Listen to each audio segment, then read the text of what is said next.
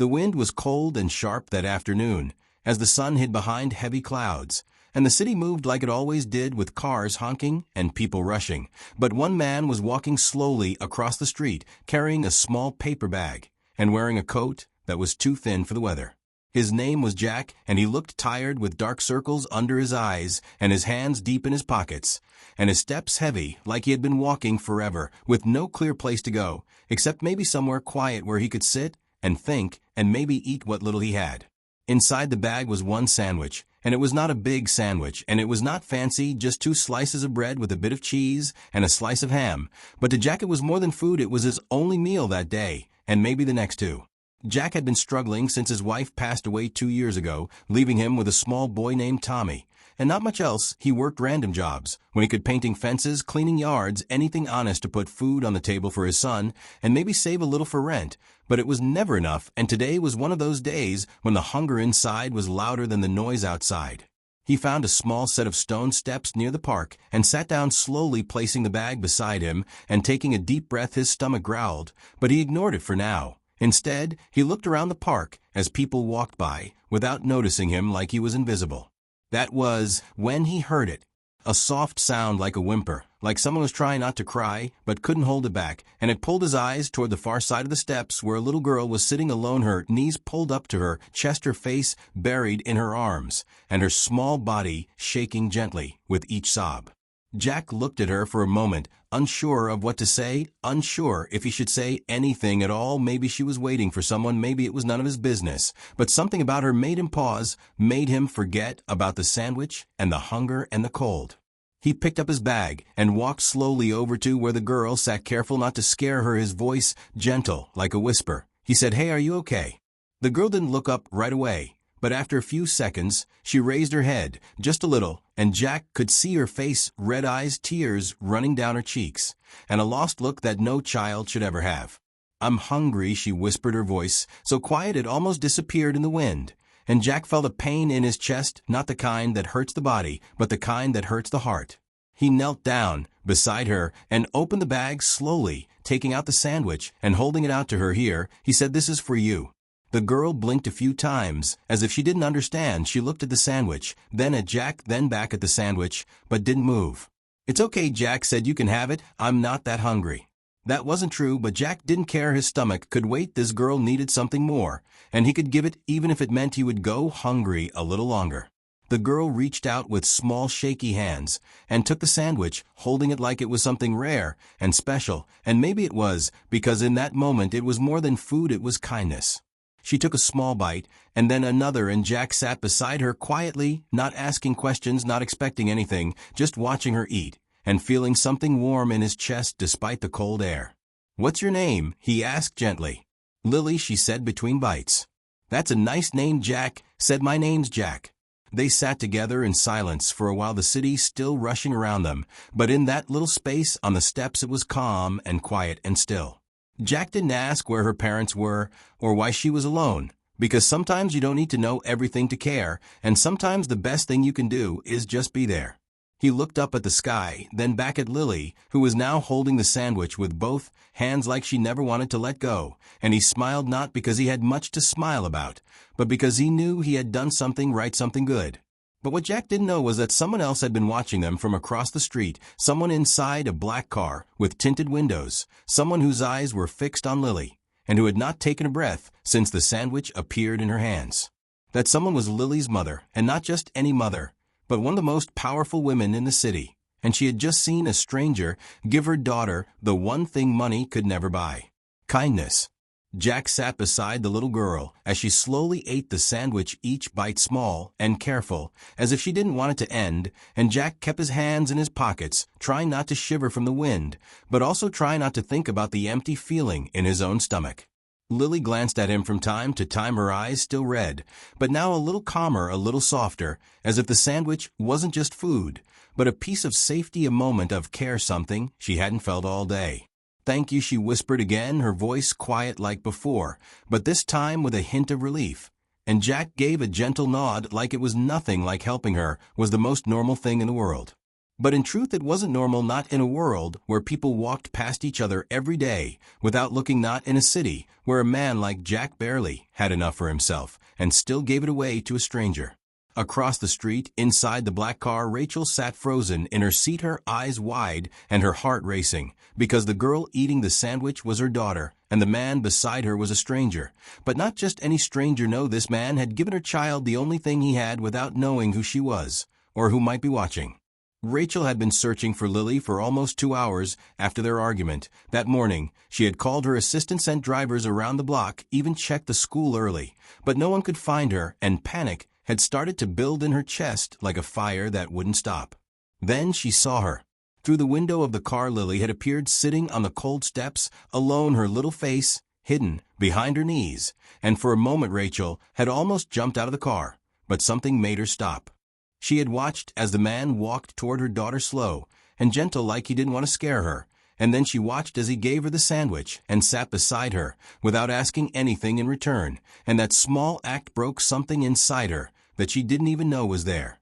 Rachel was used to power, used to deals and meetings, and people saying yes all the time. She made big decisions, signed contracts that moved millions. She was respected, feared even, but in that moment none of it mattered, because someone had just been kind to her daughter in a way that had nothing to do with money. Back on the steps, Jack looked at Lily, who was now holding the empty sandwich wrapper in her lap, and for the first time he noticed how thin her jacket was, and how her shoes were untied, and how her hair looked like it hadn't been brushed in a while. "Are you okay now?" he asked softly, and Lily gave a tiny nod, still hugging the wrapper, like it meant something, and maybe to her it did. "Where's your mom?" Jack asked again, careful with his tone, and Lily looked down, not answering right away. Then she said, "She was mad. I ran away. I didn't mean to." Jack felt a deep ache in his chest, because he knew what it felt like to lose someone, even just for a little while. He knew the feeling of being small and scared and wishing someone would just sit beside you like he was doing now. "You want to go find her?" he asked, and Lily looked up, a little hope in her eyes. "Do you think she's looking for me?" "I think she'd do anything to find you," Jack said, and he meant it, because if it were his son out here alone in the cold, he'd move mountains to bring him back home. At that very moment Rachel stepped out of the car, slowly, her heels clicking on the sidewalk, her heart pounding, and her hands shaking, and her eyes locked on Lily, sitting with the man who had changed everything. "Lily." The name came out like a breath, and Lily turned her head, her eyes widening and her mouth opening in surprise, and she stood up quickly and ran to her mother, like a magnet pulled by love and safety and regret. Rachel knelt down and held her tight, wrapping her arms around her daughter like she never wanted to let go again, and tears fell from her eyes as she whispered, "I'm sorry, I'm so sorry." Jack stood a few feet away, unsure if he should leave, unsure if his part in this moment was over, unsure if he was needed anymore. But then Rachel looked up at him, and their eyes met, and in that one look something passed between them, something quiet but strong. "Thank you, Rachel," said her voice, shaking. "I saw everything." Jack gave a small smile and nodded like it was no big deal, but inside he felt something he hadn't felt in a long time. Seen. The wind still blew and cars still passed and people still hurried by without looking, but on those cold stone steps something important had happened, something real.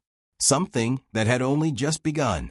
Rachel held her daughter close, as if letting go would break the world, in half her hands, trembling, her heart still racing from fear and from the shock of seeing her child sitting with a stranger who had shown more care than most people ever do.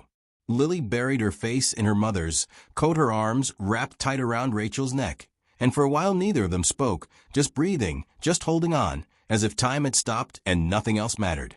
Jack stood nearby, watching the moment with quiet eyes, unsure of what to do, or say, his hands still deep in his pockets, not because he was cold, but because he didn't want to interrupt the moment between the mother and her child. Rachel slowly pulled back, just enough to look at her daughter's face, wiping the tears with her thumb and brushing hair from her eyes. "Are you hurt?" she asked gently, and Lily shook her head. "No, just hungry." That answer hit Rachel harder than she expected, because she had a kitchen full of food, a fridge stocked with everything a chef could dream of, and yet her child had gone hungry right outside in the open. She turned her head and looked at Jack again, really looked at him, this time his face, weathered, his eyes kind, his clothes worn and thin, and she felt something stir inside her, something she couldn't quite name. "You gave her your food," she said quietly, like a question, but also like she already knew the answer. Jack gave a small nod. It wasn't much. He said she looked like she needed it more than I did. Rachel didn't know what to say to that, because no one ever gave something for nothing in her world. Everything had a price, a condition, a deal. But this man had shared the only thing he had with no promise of anything in return. She stood up, still holding Lily's hand, and walked over to Jack with careful steps, and said thank you again, her voice low, but full of emotion. You didn't have to help her, but you did. Anyone would have, Jack replied softly. No, Rachel said, not anyone. There was a long pause where they both stood in silence, the sounds of the street moving around them like a background that didn't matter anymore, and Rachel wondered how many people had walked past Lily, without stopping, without noticing, without caring. What's your name? She asked. Jack. I'm Rachel, she said, and there was a small pause before she added, I'm Lily's mom. Nice to meet you, Jack said with a slight smile. He looked down at Lily, who was now standing quietly beside her mom, holding onto her coat like she was afraid to let go again. Jack could feel the hunger rising again in his stomach, but he pushed it down because this moment was more important than food, more important than his own comfort. Do you live nearby? Rachel asked, unsure if she should be asking, but feeling like she needed to know more about the man who had helped her daughter when she hadn't been there. Not far, Jack said. I rent a small place with my son, just the two of us. You have a son? Rachel asked.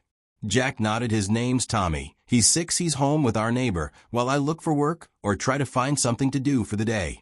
Rachel felt another wave of emotion rise in her chest, a mix of guilt, admiration, and something else that felt strange, and knew something that made her want to know more about Jack, not just because he helped Lily, but because of who he was when no one was watching. Would you let me offer you something? She said slowly, maybe food or money or something to help. Jack shook his head gently. That's kind of you, but I didn't do it for a reward. I know, Rachel said. I can see that, and maybe that's why I really want to help. Lily tugged on her mom's coat and whispered something. Rachel bent down and listened, and then looked back at Jack with wide eyes. She says you smiled at her, like her dad used to. Rachel said softly. She says you made her feel safe. Jack felt something in his throat like a lump he couldn't swallow, and for a moment he looked away, blinking back the feeling that was rising in his chest. Thank you for telling me, he said to Lily, and she gave a small nod, still holding tightly to her mother. Rachel took a deep breath, then said, please let me give you a ride. At least it's cold, and I think you deserve a little warmth tonight. Jack hesitated, but then nodded. All right, thank you, that would help. They walked together toward the black car, the driver stepping out to open the door, and Lily climbed in first, then Rachel, then Jack, and for the first time in a long time Jack sat in a warm seat with the feeling that maybe, just maybe, life was about to change in a way he never expected. And all of it began with a sandwich and a sad little girl on the steps. The car moved through the streets slowly, the sun starting to go down behind the buildings, casting long shadows across the road. And inside the black car, everything felt quiet, but not empty quiet, like something was changing, quiet, like hearts were starting to speak without words. Jack sat with his hands on his knees, unsure of where to place them, unsure if he should talk or just sit still. His coat was still damp from the cold air, but the warmth inside the car made his fingers tingle as they started to come back to life. Lily sat between her mother and Jack, holding Rachel's hand with one arm and leaning slightly toward Jack, like she didn't want to say goodbye, yet like she didn't want the moment to end, and Rachel noticed it all, every little movement, every small look. Rachel looked over at Jack, studying his face in the soft light, and for the first time she noticed the little things, the way his eyes looked tired, but gentle, the way his shoulders were strong, but seemed to carry invisible weight, the kind only a parent knows, the kind that doesn't go away. How long have you been doing it alone? Rachel asked, her voice calm, but full of meaning. Jack looked out the window for a moment before answering, about 2 years since my wife passed. I'm sorry, Rachel said, and she meant it not just the way people say sorry, but the kind that comes from a deep place, the kind that understands loss and silence and lonely mornings. Jack gave a small nod. She had cancer. It moved fast. We didn't have much time to prepare. So it's just me and Tommy now. Rachel could hear the love in his voice even when he didn't say much about his son, and she could see that Jack wasn't the kind of man who gave up even when life pushed him down, even when he had almost nothing left. Do you work? Rachel asked gently. I try to, Jack replied. I do painting and fixing things around the neighborhood. Sometimes I clean garages, sometimes I walk dogs, whatever I can find that's honest and keeps us going. Rachel listened carefully, her mind already racing with thoughts, but her heart staying still, wanting to hear everything before she spoke, wanting to understand who this man really was beyond the sandwich, beyond the kindness. "And what about your son?" she asked. "Does he go to school?" "Yes," Jack said proudly. "Tommy loves school. He's smart, real smart, always asking questions, always drawing pictures. I keep all his drawings, even the silly ones, because they remind me why I keep going." Rachel smiled, and for a moment she could see it all so clearly: the quiet apartment, the stack of crayon pictures, the tired father with a warm heart, and a child waiting by the window for him to come home. That's when she knew this wasn't just a moment in the park. This was something else, something bigger, something that she couldn't ignore. The car turned down a narrow street lined with small houses, and Jack pointed. "That's me right there, second building on the left." The driver pulled over and stopped the engine, and Jack reached for the door, but before he stepped out, Rachel spoke again. "Wait, please," she said, and Jack paused, looking back at her with curious eyes. "Can I ask you something?" she said, and Jack nodded. "If you had the chance to do something different, something that helped more people like you, do you think you'd want to try it?" Jack blinked, unsure of what she meant. "I mean, sure, I'd like to help if I could, but I don't have much, and I don't really know how to make a difference." "You already did," Rachel said. "You helped my daughter when no one else did, and I believe people like you should be seen and heard and maybe even given a chance to do more." Jack stayed quiet, thinking about her words, unsure if she was just being kind or if she meant something deeper. "This is not a promise," Rachel continued, "but maybe a door, maybe an invitation, if you're open to it." Jack gave a slow nod. "I'm open," he said softly. "I don't know what you're offering, but I'm listening." Rachel smiled, not with her mouth, but with her eyes, the kind of smile that means something real, and she reached into her purse and handed him a small card with her name and number. "Call me," she said, "when you're ready, and we'll talk more." Jack took the card like it was something fragile, and nodded again. "Thank you for the ride and for everything." "No," Rachel said, "thank you for being the kind of person who gives his last sandwich to a crying girl without knowing who's watching." Jack stepped out into the cold again, but something felt different, like the air was lighter, like the street was brighter, like maybe life had just opened a new path right in front of him. Inside the car, Lily looked up at her mother and whispered, "Is he going to be okay?" Rachel smiled and held her daughter close. "I think he just might be more than okay."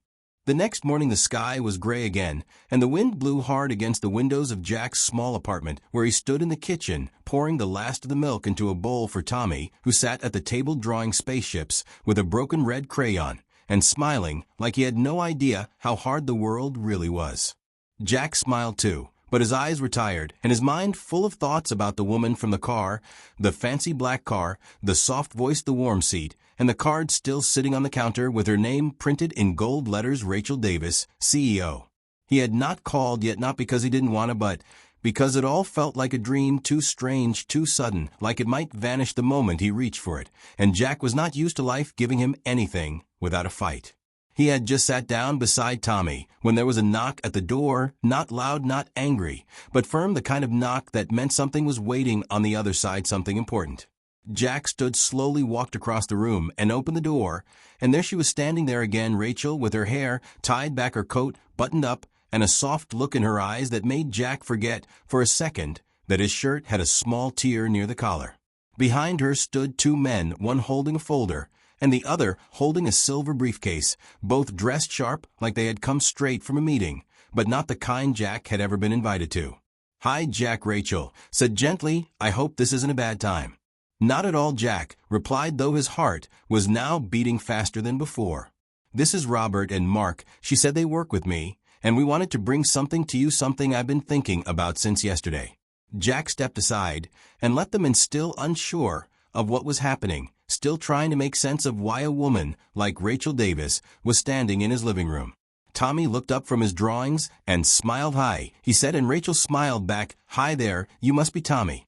Jack offered them chairs, though he had only two at the table, so Rachel sat, and the two men stood behind her as she opened a folder and placed it gently on the table. "I know this might seem fast," she began, "and maybe it is, but I believe when you see something good in someone, you should act before the moment passes." Jack nodded slowly. "I'm listening. Yesterday, I saw a man who gave everything he had to help someone without asking anything in return," Rachel said, "and that kind of heart is rare and needed, and exactly the kind of person I want on my team." Jack looked confused. Your team? Yes, she said, we have a program in my company that helps people in the community. It's growing, and we need someone to lead it, someone who knows what real struggle feels like, someone who doesn't just talk about kindness, but lives it every day. You want me to lead something like that, Jack asked, his voice quiet but steady. I do, Rachel said. We'll train you, support you, guide you, and pay you what you deserve, and more than anything we'll listen to your ideas, your voice, because it matters. Jack sat back in his chair, unsure if he should laugh, cry, or say nothing at all, and he looked at Tommy, who was now looking up at him, eyes wide and hopeful. The man with the briefcase opened it slowly and turned it toward Jack. Inside were documents with Jack's name already printed at the top, and an offer that made his hands shake a little when he read it. You don't have to say yes right now, Rachel said. I know it's a lot, and I want you to take your time, but I meant what I said yesterday. I think you're the kind of person who can help change lives, and I want to give you the chance to start with your own. Jack looked down at the papers, then back at Rachel, and for the first time in a long time, he saw something he had almost forgotten how to see. A future. He reached for the card on the counter and smiled, then looked at Tommy and said, What do you think, buddy? Tommy grinned. I think it sounds awesome. Jack nodded and turned back to Rachel. I don't have much experience or education, but I do have heart, and I care more than anything about doing what's right. If that's enough for you, then yes, I'd like to try. Rachel smiled wider than she had in weeks. That's more than enough, Jack. Welcome aboard. And just like that, something new began right there in that little apartment with torn chairs and crayon drawings, and two men in suits who now looked more like witnesses to a miracle. 3 months had passed since Jack opened the door that morning, and everything changed since the day Rachel stood there with her offer and two men in suits, and a future that Jack never imagined could belong to someone like him. And now life looked different, not perfect, but full of hope and full of color. Jack now wore a badge with his name on it and a clean shirt every day, and he walked into the big glass building in the city with his head held high, not because he wanted to impress anyone, but because he finally felt like he belonged, like he was doing something that mattered. He worked as the head of a new program called Hearts in Hands, a small department with a big mission to help families in need, to support people who had been forgotten, and to bring kindness back into places where it had been missing for too long. Each morning Jack met with his team, who looked up to him not just because of his title, but because of the way he listened, the way he remembered names and stories, and never judged anyone for being lost or broken or scared.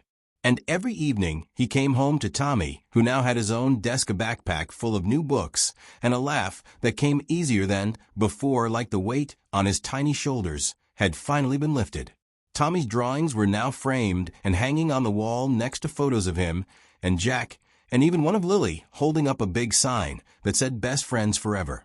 Lily visited often, sometimes with Rachel, sometimes with the driver, and sometimes with a new book she wanted to read with Tommy, and every time she came in she would look for Jack and ask if he had any more silly jokes or stories from when he was a kid. Rachel would stand in the kitchen and watch them, smiling in that quiet way she did, like someone who had been searching for something and finally found it in the most unexpected place. She and Jack had become friends, not the kind that talk about business or money, but the kind that share coffee and real conversation, the kind that know what pain looks like and also what healing sounds like when spoken softly. One evening they sat on the porch as the sun went down, and the kids played with sidewalk chalk, drawing stars and castles and animals that looked more like clouds than anything else. Thank you, Jack said quietly, for giving me a chance. Rachel looked at him and shook her head. No, she said, thank you for reminding me what matters, and for giving Lily someone to trust again.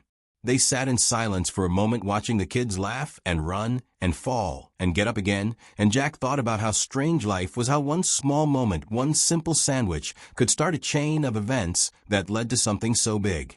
He remembered the cold steps, the sad little girl, the soft cry in the wind, and the way her small hands had held the sandwich like it was treasure. And now here they were, no longer strangers, no longer broken, just people trying to do better one day at a time.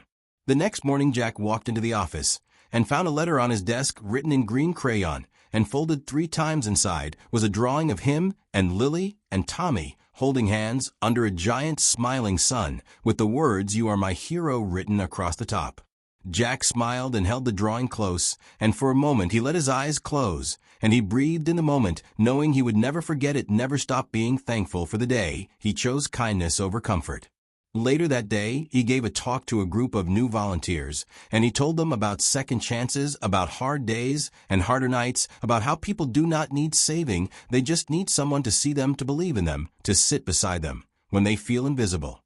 And when he finished speaking, there was silence, not because the room was empty, but because hearts were full, and sometimes silence is the loudest kind of applause. Jack walked out of the room that day feeling proud not of himself, but of the path he had walked and the people he had met and the girl on the steps who had changed everything without saying a word. And from that day on, Jack never walked past someone without looking. He never forgot what hunger looked like, or what pain sounded like, or what it felt like to be seen for the first time in a long time. Because once upon a cold afternoon, he gave his last sandwich to a crying girl, and without knowing it, he gave himself a new beginning too.